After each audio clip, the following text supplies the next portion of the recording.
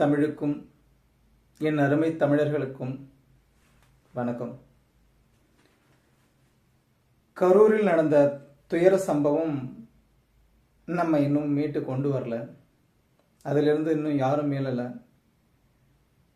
இது போன்ற இனி ஒரு சம்பவம் தமிழ்நாட்டில் மட்டும் இல்லை, எங்கேயுமே நடக்கக்கூடாது அப்படின்னு சொல்லிட்டு நம்ம எல்லாரும் உறுதியாக இருப்போம். சரி, நம்ம டாபிக் உள்ள போகலாம்.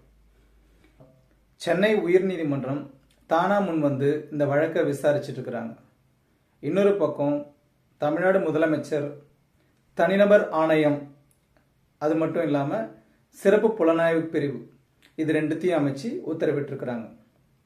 இது ஒரு பக்கம் இருக்க, தாவேக தரப்பிலிருந்து எங்களுக்கு இந்த எஸ்ஐடி மேலே, அதாவது சிறப்பு புலனாய்வு குழு, ஸ்பெஷல் இன்வெஸ்டிகேஷன் டீம், இது மேலே எங்களுக்கு நம்பிக்கை இல்லை, எங்களுக்கு இந்த வழக்கை சிபிஐக்கு மாற்றணும் அப்படின்னு சொல்லிட்டு சுப்ரீம் கோர்ட்டில் வழக்கு போட்டிருக்கிறாங்க.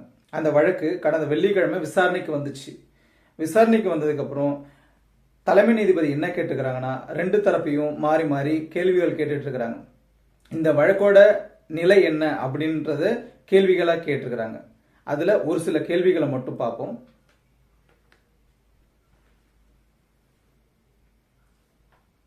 கரூர் பிரச்சாரம் தொடர்பான நெறிமுறைகளுக்கான தாக்கல் செய்யப்பட்ட வழக்கில் எஸ்ஐடி விசாரணை எப்படி உத்தரவிடப்பட்டது?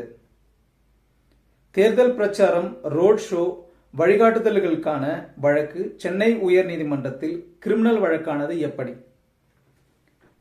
தேர்தல் பிரச்சார நெறிமுறை தொடர்பான வழக்கின் போது விஜய் பற்றிய கருத்துக்களை உயர்நீதிமன்றம் முன்வைத்தது ஏன்? உயர்நீதிமன்றம் மதுரை அமர்வு விசாரித்த வழக்கை சென்னையில் தனி நீதிபதியும் விசாரணைக்கு எடுத்தது ஏன்? கரூர் கூட்ட நெரிசல் வழக்கில் தனி நீதிபதி தலையிட்டது தவறு. ஒரே நாளில் சென்னை மற்றும் மதுரை நீதிமன்றங்களில் வெவ்வேறு உத்தரவுகள் பிறப்பிக்கப்பட்டது எப்படி?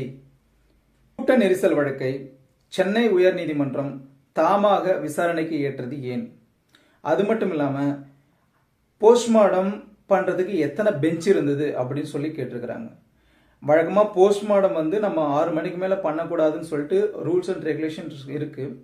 அது மட்டும் இல்லாமல் ஒரு எமர்ஜென்சி கேஸ், அந்த மாதிரி எமர்ஜென்சி சுச்சுவேஷன் டைமில் அந்த மாவட்ட ஆட்சியர் தலைமையில் இரவு நேரங்கள்லையும் போஸ்ட்மார்டம் பண்ணலாம்னு சொல்லி ஒரு விதிமுறை இருக்கு.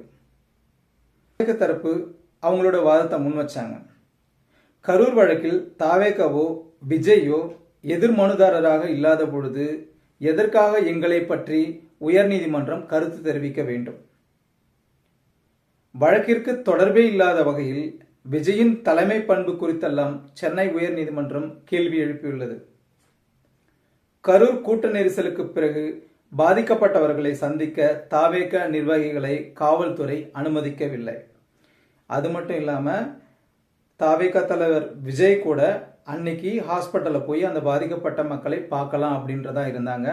ஆனால் அங்கே இருந்த அதிகாரிகள் உத்தரவின் பேரில் நீங்கள் இருந்தால் சரி வராது, மறுபடியும் சூழ்நிலை மோசமாயிடும், நீங்கள் இங்கிருந்து கிளம்புறது நல்லது அப்படின்னு சொல்லிட்டு அவங்கள அங்கிருந்து அனுப்பி வச்சதுனால தான் அவர் அங்கிருந்து கிளம்பி வந்தார் அப்படின்னு சொல்லியும் அவங்க தரப்பு வாதங்களை முன் வச்சிருக்கிறாங்க.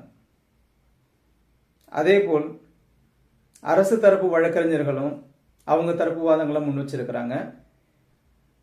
தாவேகா அவங்க தேர்வு செஞ்சு எங்கள்கிட்ட கேட்ட இடத்த தான் நாங்கள் அவங்களுக்கு கொடுத்துருக்குறோம்.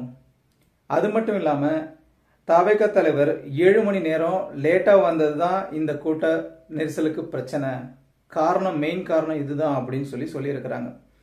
அது மட்டும் இல்லாமல் தாவேகா சார்பில் எந்த ஒரு ரூல்ஸ் அண்ட் ரெகுலேஷன்லையும் ஃபாலோ பண்ணலை அப்படின்னு சொல்லிட்டு இவங்க தரப்பு வாதத்தை முன் வச்சிருக்கிறாங்க.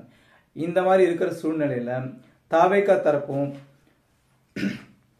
அரசு வழக்கறிஞர் தரப்பும் மாறி மாறி அவங்களுடைய தரப்பு வாதங்களை சொல்லிட்டு இருக்கிற நிலையில இந்த வழக்கிற்கான தீர்ப்பு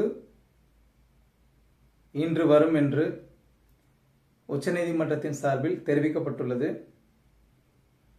உண்மை வெளிவரும், நீதி உண்மையின் பக்கம் நிற்கும். நாம் வெல்வோம். நம்பிக்கையுடன் நாம்.